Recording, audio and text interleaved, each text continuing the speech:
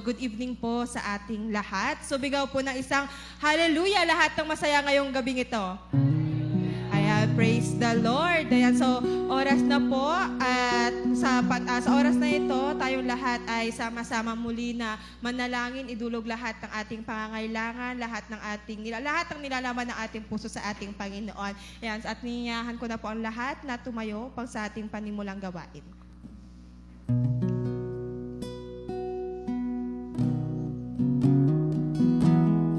At awitin po natin yung kanta pinamagatang Kami Katagpuin.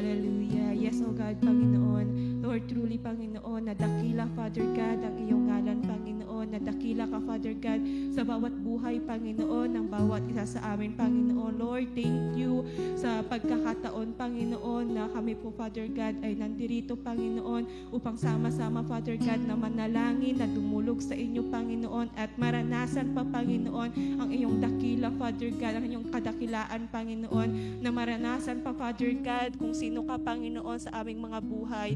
Oh, hallelujah, Father God. Lord, pakilinisin niyo po, Panginoon, ang aming puso't isipan, Father God, upang sa ganun, Father God, is wala pong maging balakid sa amin pong pagdulog sa inyo, Panginoon. Ikaw po ang siyang luminis, Father God, sa aming mga kasalanan, Panginoon. Patawarin niyo po kami, Father God, at dalangin po namin, Panginoon, na sa gabing ito, Father God, iparanas mo, Panginoon, ang iyong kapangyarihan, O God. Iparanas mo, Panginoon, ang iyong kalwalhatian, Panginoon, sa aming kalagitnaan ngayon, Father God. Lord, wala kaming ibang pupurihin, Panginoon, kundi ikaw lamang, O God. Wala kaming ibang dadakilain, Panginoon, kundi ikaw lamang, Panginoon.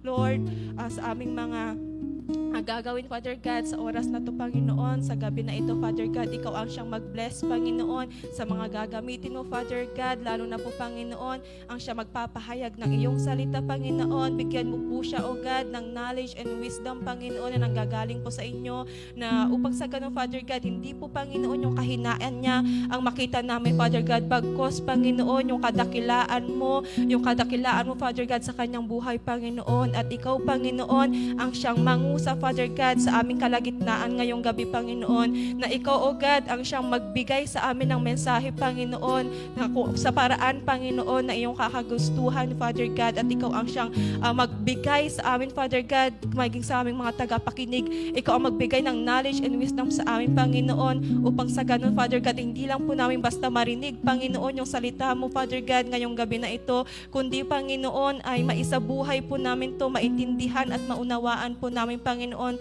sa pamamaraan, O God, na amin pong madaling maintindihan, Father God, ng iyong mensahe, Panginoon. Lord, gabayan niyo ang bawat isa sa amin, Panginoon, maging sa aming pagdalo, Father God, sa aming pananalangin, Father God, ikaw ang siyang kumilos, Panginoon. Alam po namin, Father God, na dinidinig mo, Panginoon, na aming mga dasal, O God.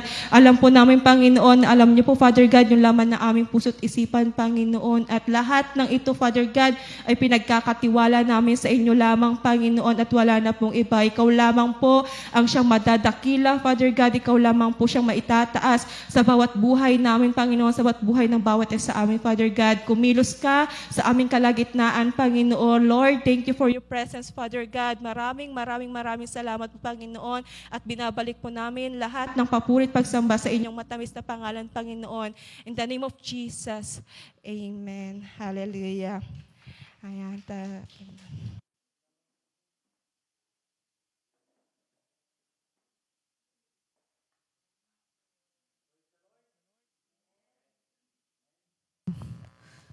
Purihin ang ating Panginoon sa oras pong ito na tayo po ay nagsama-sama na magkatipon dito sa bahay-samba ng ating Panginoong Diyos upang papurihan siya, sambahin siya sa Espiritu at katotohanan, at tayo po ay sama-samang mananalangin dito po sa bahay-sambahan ng ating Panginoong Diyos. Sa pagkakataon na ito, bago tayo manalangin, nais ko munang magbahagi ng konting mensahe ng ating Panginoong Diyos na matatagpuan in the book of John, chapter 15, verse 7. John chapter 15, verse 7. Ganito po ang pagkasabi: kung nananatili kayo sa akin at nananatili sa inyo ang aking mga salita, hingin ninyo ang anumang nais ninyo at matutupad iyon para sa inyo. Pagpalain ang salita ng ating Panginoong Diyos. Sa pagkakataon na ito, makita po natin in the book of John, chapter 15, verse 7, na sinabi po ito ng ating Panginoong Jesucristo. In verse 1 pa lang, sinabi niya na ako yung puno ng ubas at ang aking ama ang tagapangalaga. At sabi pa niya in verse 2, na inalis niya ang bawat sangang hindi nagbubunga. At kanya namang pinuputulan at nililinis ang bawat sangang nagbubunga upang magbunga pa ng lalong sagana. Dito makita po natin na tayo pong mga mananampalataya ay si Kristo ang puno ng ubas at tayo po ang kanyang mga sanga.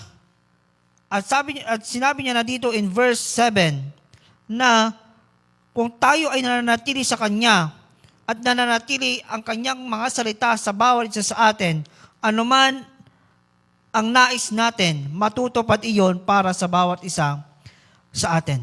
Dito po makita po natin yung tuntunin o yung role ng ating Panginoong Kristo para sa ating mga panalangin, para matupad o para gawin ng Diyos ang ating bawat hinihiling. Tayo mga Kristiyano ay dapat na manalangin sa ating Panginoong Diyos. Sa ating mga panalangin, di ba, ang saya natin kapag ang Diyos tinutugon niya ang ating mga panalangin.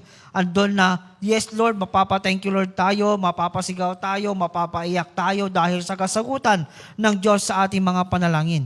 At minsan, meron ding mga panalangin na hindi sinasagot ng Diyos yung mga panalangin natin dahil hindi niya ito kalooban.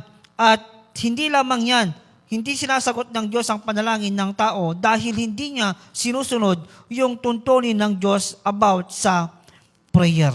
Dito po makita po natin in the book of John chapter 15 verse 7, yung tuntunin ng Diyos sa panalangin. Yung rule ng ating Panginoong Diyos sa ating pananalangin para po ito ay kanyang sagutin. Of course, nabasa na natin dito in verse 7a.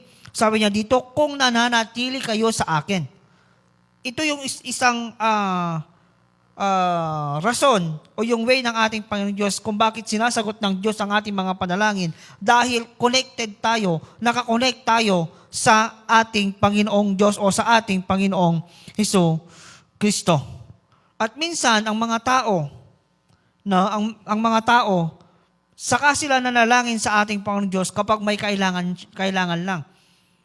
Saka lang humihiling, saka lang nananalangin kapag may kailangan. Ang Diyos hindi siya gamot na kung may sakit tayo, kung gusto natin kumuha ng gamot at gumaling, ganun na. Ang ating Panginoong Diyos ay andyan lagi sa bawat mananampalataya. At sinabi niya dito na isang tuntunin ng Diyos sa ating pananalangin para sa kanyang para ito ay kanyang sagutin ay dapat tayong manatili sa ating Panginoong Hesus Kristo na siya po ang puno at tayo po ay kanyang mga sanga. At paano tayo mananatili? Di ba sabi niya in 15:7a, kung mananatili kayo sa akin.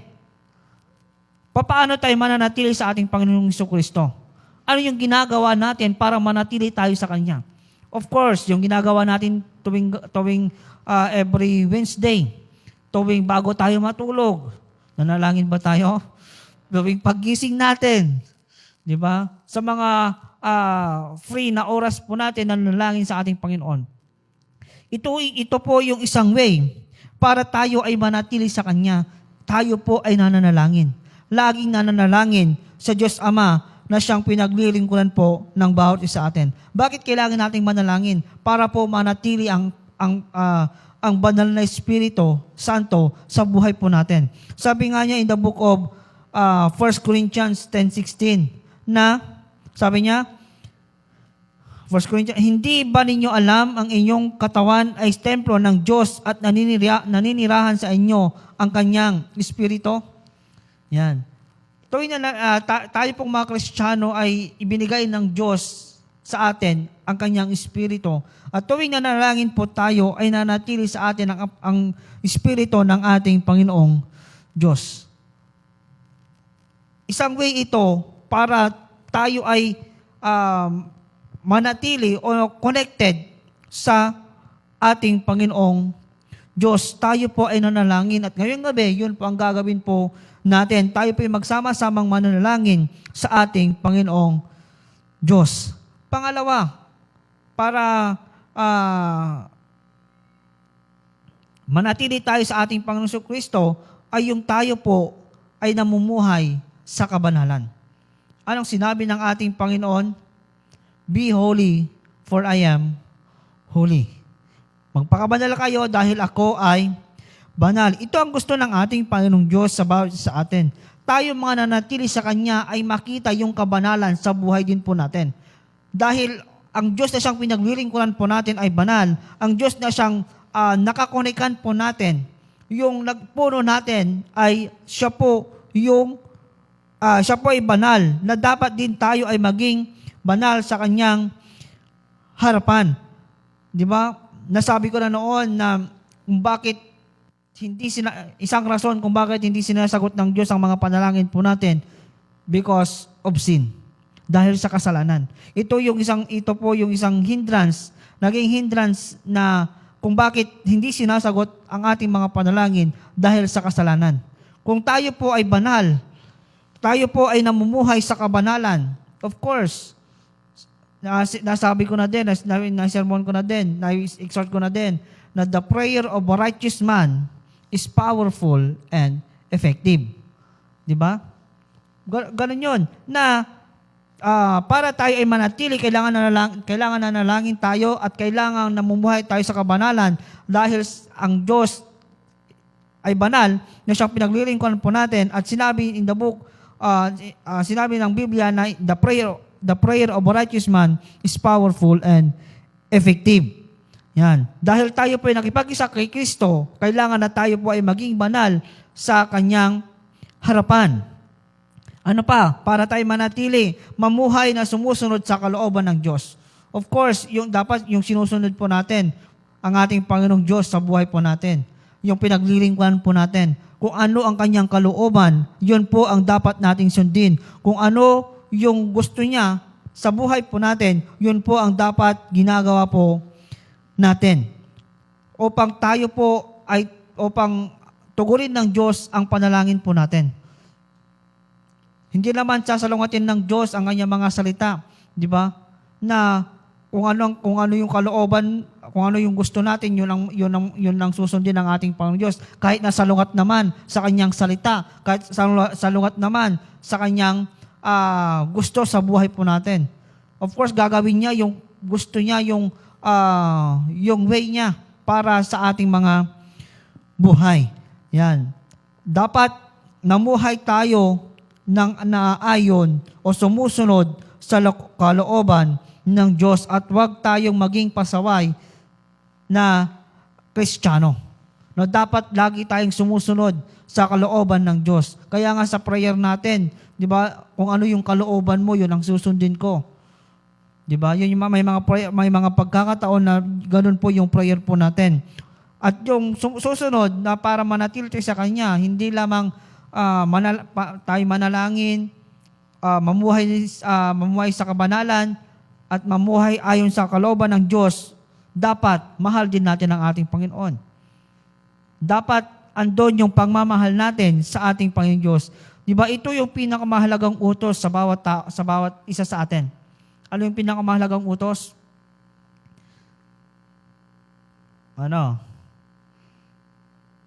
Love the Lord your God with all your heart, with all your soul, with all your mind, and with all your strength. Ito po yung greatest commandment na ibinigay sa bawat isa sa atin na dapat mahalin natin ang ating Panginoong Diyos ng buong puso, ng buong lakas, ng buong kaluluwa, at ng buong pag-iisip po natin. Yan, malaking kasalanan sa isang tao kung hindi natin minamahal ng Diyos sa ating mga buhay. Dahil, di ba, ang greatest commandment is to love God. Kailangan mahal natin ang ating Panginoon Diyos. Kung hindi natin minamahal ang ating Panginoon, yun po yung kasalanan sa harapan ng ating Panginoon.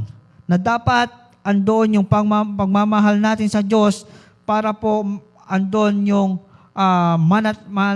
yung manatili tayo sa Kanya. Sa Kanyang presensya, ang ating buhay ay nanatili sa ating Panginoong Diyos.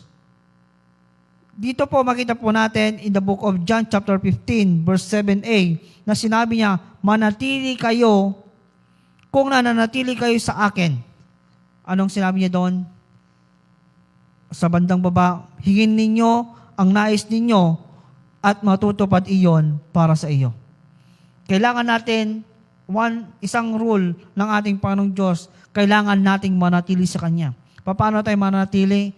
Kailangan nating manalangin, kailangan natin mamuhay sa kabanalan, kailangan sumusunod tayo sa Kanyang kalooban, at kailangan mahal natin ang ating Panginoong Diyos. Ano pang sinabi niya dito? Sumunod, kung nananatili kayo sa akin. At anong susunod doon? At nananatili sa inyo ang aking mga salita. Yun ang sumunod doon. Na hindi lamang tayo nananatili sa Kanya, kailangan din nating manatili sa Kanyang mga salita. Kung ang salita ko ay mananatili sa inyo, sabi ng ating Panginoong Hesukristo. Ang pangalawang tuntunin na mabisang sa ating mga panalangin ay, sinabi niya dito, if my word abide in you, whatever you ask in prayer shall be given to you. Yan. Paano tayo mananatili sa ating Panginoong Diyos? Paano tayo mananatili sa salita ng ating Panginoon?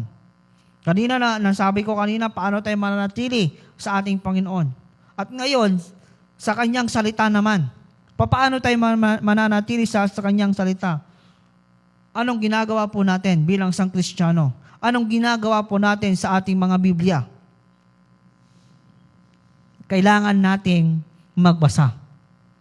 Yan. Basahin po natin ang salita ng ating Panginoong Diyos.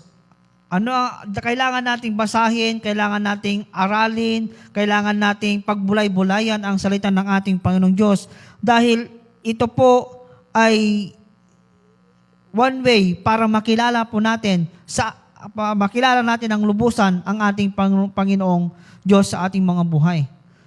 Para po andoon yung mas lumawak ang ating kaisipan patungkol sa Kanyang mga salita at patungkol sa ating Panginoong Diyos. Yan. Sinabi ng Book of Psalm chapter 1 verse 2 na nagagalak siyang magtaliksik ng banal na aral, laging binulay-bulay gabi at araw. Yan. The Book of Joshua 1:8 or 1:9, sinabi niya doon, di ba? Kailangan nating basahin o pagbulay-bulayan ang kautusan araw at gabi. Dahil ito po yung makakatulong sa atin sa ating pag-grow, sa ating spiritual na buhay. Ito po yung makakatulong sa atin dahil ito po ay salita ng ating Panginoon at dito po nangungusap ang ating Panginoong Diyos sa ating mga buhay. Kung ano yung gagawin mo, kung ano yung gusto ng Panginoon Diyos sa buhay mo, kung ano yung plano ng Diyos sa buhay mo, dito po natin mababasa. At kailangan natin pagbulay-bulay ng salita ng ating Panginoong Diyos at dito, kapag lagi nating pinagbubulay-bulay ng salita ng ating Panginoong Diyos, andon yung pag-grow natin sa ating pananampalataya. At hindi lamang natin kailangan pagbulay-bulay ng salita ng ating Panginoong Diyos. Ano pa? Kailangan din natin itong gawin. Hindi lang tayo magbabasa. Kailangan din natin i-apply ito sa ating buhay.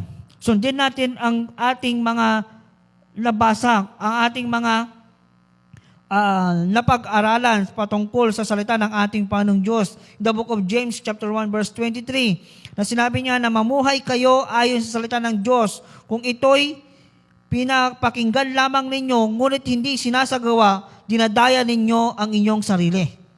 Napakaliwanag na sinabi ni Santiago na kailangan nating isapamuhay yung ating nababasa. Kung hindi natin isinasapamuhay, sinabi niya dito na dinadaya natin ang ating mga sarili. Read and apply. Yon ang gusto ng ating Panginoong Diyos sa ating mga buhay upang manatili tayo sa Kanyang mga salita. At sa Kanyang salita, mababasa po natin, mahanap po natin kung ano yung gusto ng Diyos sa buhay natin. Di ba? Kapag tayo ay nanalangin sa Kanya, nangungusap tayo sa ating Panginoong Diyos. Ang Diyos naman ang nangungusap sa atin sa pamagitan ng Kanyang banal na salita. Ito po yung gusto ng Diyos sa buhay po natin. Ito po yung parte sa ating buhay. Kapag tayo po'y nananalangin, kailangan nating manatili sa ating Panginoong Diyos at kailangan nating manatili sa Kanyang mga salita. At anuman ang hilingin po natin sa Kanya, ito po ay mangyayari at ipagkakalob niya sa bawat isa sa atin. Ngayong gabi, i-check natin ang ating mga buhay. Yung prayer natin, kalooban ba ng Diyos ang panalangin ko? I-check natin kung kalooban ba ng Diyos ang panalangin ko. I-check in natin, nananatili ba ako sa Panginoon? O nananatili ba ako sa Kanyang salita? Isinasabuhay ko ba ang Kanyang mga salita? Yan. I-check natin ang ating mga buhay bago tayo manalangin. Kung hindi, sigurado, hindi sasagutin ng Diyos ang ating mga panalangin kapag ganon. Ngayong gabi, bago tayo manalangin, i-check natin ang ating sarili. Kung nananatili tayo sa ating Panginoon at kung tayo po ay nananatili sa Kanyang mga salita. Sa ngayong gabi, ibigay po natin ang ating buhay. Kailangan nating manatili sa Kanyang mga salita. At anuman ang hilingin mo, anuman hilingin natin, ito ay Kanyang ipagkakaloob. Basta, ito po ay Kanyang kalooban. Dadako na po tayo sa ating pananalangin. Bago tayo pumunta o sa pagpunta natin sa mga personal prayer po natin, sa mga lugar kung saan tayo manalangin, doon na natin isipin, i-check natin yung buhay po natin. I-check natin yung mga sarili po natin. I-check po natin yung mga prayer po natin. Baka yung mga panalangin po natin sa lungat, sa kalooban ng ating Panginoon. O sa mga prayer po natin, para yung pansarili lang natin yung iniisip natin na against naman sa kalooban ng Diyos. Di ba may mga ganong mga prayer po tayo? Aminin man natin o hindi, may mga ganong mga prayer po tayo. Kaya ngayong gabi, manalangin po tayo. I-check natin ang ating buhay, i-check natin ang ating mga sarili, i-check natin ang ating mga panalangin. At ibigay po natin lahat ito sa ating Panginoon. Ibigay po natin yung panalangin po natin ng buong puso sa ating Panginoong Diyos. Dadako na po tayo sa ating mga individual prayer. Punta na po tayo kung saan tayo manalangin.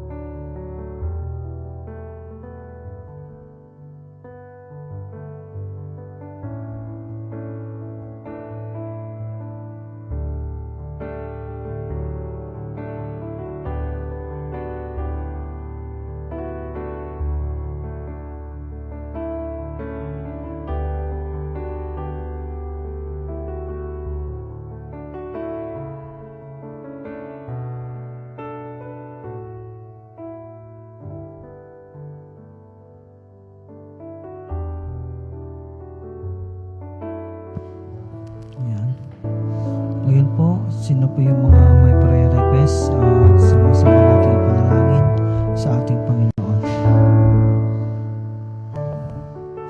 Meron po ba?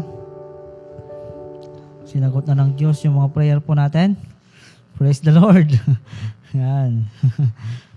Awanan nga kabsat, nasang batanan, nagitikar-kararag tayon. Healing. Yan, pag-pray po natin si Sister Arlene sa kanyang physical na katawan, healing po. Yung mga outreaches po natin, pag-pray po natin na yung patuloy na pagkilos ng ating Panginoon. Meron pa po ba? Sa online, meron po. Wala.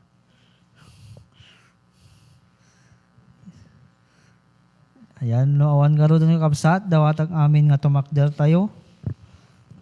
Ayan, ipag-pray po natin si Sister Arlene, makaraag sa kanya, healing sa kanya, at pag-pray po natin yung mga outreaches po natin.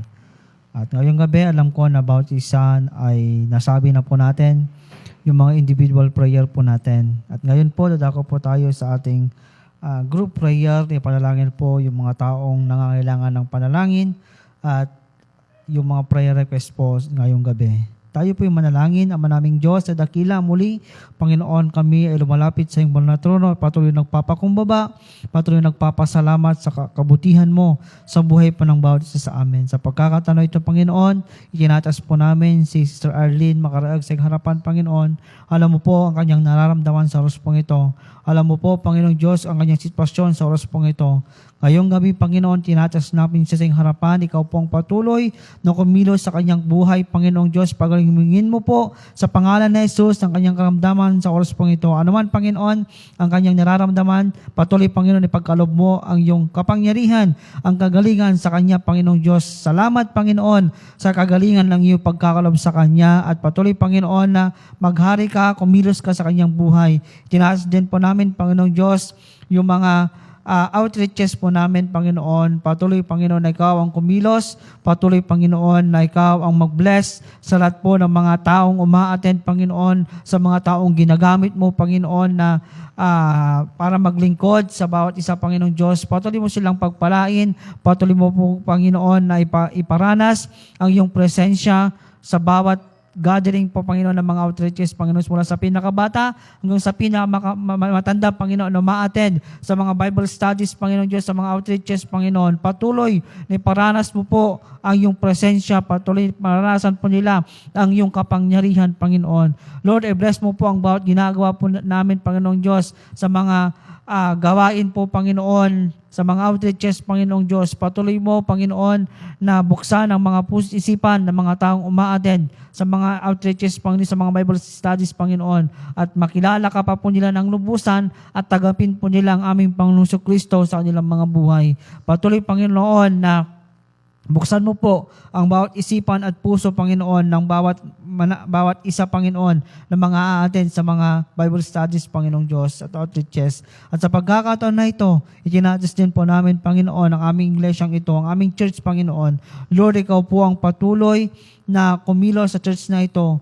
Panginoon, alam mo po ang mga pangangailangan pa ng aming church na ito, Panginoong Diyos. Lord, i-bless mo po ito, i-provide mo po lahat po ng mga pangangailangan, Panginoong Diyos. At inaas din po namin yung mga tao, Panginoon, na pumupunta sa simbahang ito, Panginoon, sa bahay sambahan mong ito, Panginoong Diyos.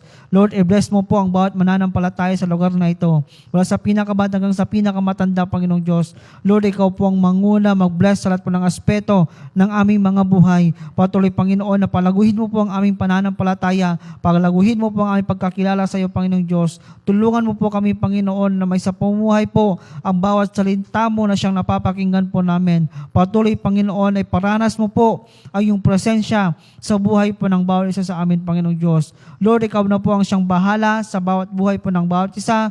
Patuloy mo na pong pagpalain. Patuloy, Panginoon, na anuman ang iyong kalooban, ikaw po ay mangusap sa bawat isa, Panginoong Diyos, at tulungan mo po kami na gawin po namin ang iyong kalooban sa aming mga buhay. Patuloy mo, Panginoon, na gamitin ang buhay po namin, Panginoong Diyos, sa mga taong hindi pa mananampalataya. Gawin mo po kaming daluyan ng pagpapala sa kanila, Panginoong Diyos, at patuloy, Panginoon, makita po nila ang iyong kapangyarihan, ang iyong kaningingan sa buhay po ng bawat isa sa amin na pumupunta sa simbahang ito, Panginoong Diyos. Patuloy mo na po, Panginoon, na pagkabanali ng bawat isa. Patuloy mo, Panginoon, na baguhin ang buhay po ng bawat isa. Patuloy, Panginoon, na ang iyong kapangyarihan, ang iyong pagkilos ang maramdaman po ng bawat isa sa amin, Panginoong Diyos. Ipinagkakatiwala na po namin ang buhay namin sa iyo. Let your will be done, Panginoong Diyos. Let your will be done. At patuloy, Panginoon, na i-bless mo po ang pamilya at buhay po ng bawat isa. Salamat, Panginoong Diyos, sa patuloy na yung pagkilos sa buhay po ng bawat isa sa amin. At patuloy, Panginoon, mararanasan po namin ang yung pagmamahal, ang yung habag, ang katagumpayan, dahil kami yung mga anak na pinagpapala mo, pinagtatagumpay mo, Panginoong Diyos. Yan po ang pangako mo po sa buhay po ng bawat isa sa amin. Sa pagkakataon na ito, Panginoon, salamat sa kasagutan ng aming mga panalangin. Salamat, Panginoon, sa alam po namin na tinutugon mo po ang mga panalangin po namin. Alam po namin, Panginoong Diyos, na hindi po nasasayang yung pagod po namin. Hindi po nasasayang yung mga panahon po namin na nanalangin sa iyo. Dahil alam po namin, Panginoong Diyos, na pinapakinggan mo po at tinutugon mo po ang aming mga panalangin. Dahil kami ay yung mga anak, Panginoong Diyos. Salamat na po, Panginoon, sa iyong gagawin. Salamat na po, Panginoong Diyos, sa buhay po ng bawat isa sa amin. I-bless po din po, Panginoon, ang mga leaders po namin, Panginoon, ang aming mga pastor, Panginoon. Patuloy mo silang pagpalain at patuloy na gamitin. Patuloy mo, Panginoon, na ibuhos mo po ang masaganang pagpapala sa kanila, Panginoong Diyos. At maranasan po nila, Panginoon, ang iyong kapangyarihan din, ang iyong presensya, ang iyong banal na Espiritu, Panginoong Diyos. Patuloy, Panginoon, na bawat isa sa kanila, Panginoon, bawat isa sa amin, Panginoon, ay patuloy, Panginoon, na gamitin mo po ayon sa iyong kalooban, ayon sa iyong kagustuhan, Panginoong Diyos. Salamat na po, Panginoon, sa gabing ito. Salamat na po, Panginoong Diyos, sa katagumpayan. At salamat, Panginoon, sa kasagutan ng panalangin po ng bawat isa sa amin. Kami mga nandirito, Panginoon, patuloy mo, Panginoon, na protektahan hanggang sa aming pag-uwi, hanggang sa aming pamamahinga, Panginoong Diyos. Makita po namin, maranasan po namin ang iyong kapangyarihan. Salamat po, Panginoong Diyos. Ito po ang aming dalangin sa pangalan ni Jesus. Amen and amen.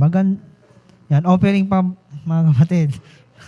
Yan, lalaling maripatanan.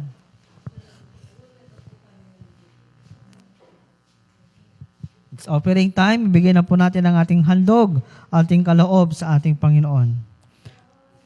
Ay magbigay para sa Panginoon.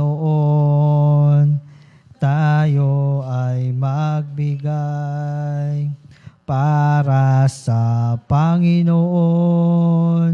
Purihin ng Diyos, pasalamatan siya na may kagalakan sa puso.